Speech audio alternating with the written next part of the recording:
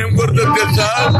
నాకు మంచి మొగడు దొరకాలి, మంచి అత్త దొరకాలి, మంచి మామ దొరకాలి, దాంతో పాటు మంచి వర్షాలు ఇవ్వాలి కూడా.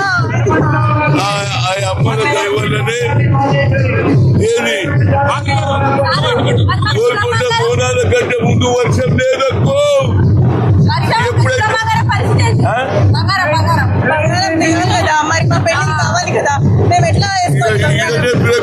ఎడికెళ్ళిపోతే వాళ్ళు బంగారం 1,50,000 ఎడికెళ్తే వాళ్ళే వర్షం చెప్తాం.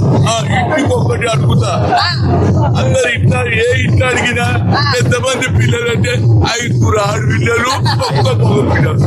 5 ఎడికెళ్ళి ఇస్తామే. ముఖ్యమంత్రి ఒక్కరికన్నా ఇవన్నీ అడుగుతాను అదే విధంగాను. అన్నిటికంటే ముఖ్యంగా పాతపట్నం కొత్తపట్నం అవుతుంది. ఎన్నో రోజుల నుంచి మెట్రో లేదు, మెట్రో లేదు, మెట్రో లేదు. ఏది నాదే కూడా ఏది హైదరాబాద్ కే ఉంటుందా? మాకు రాదు అన్నది. ఇప్పుడు అన్ని రోడ్డు వెడల్పోతుంది, మెట్రో వస్తుంది.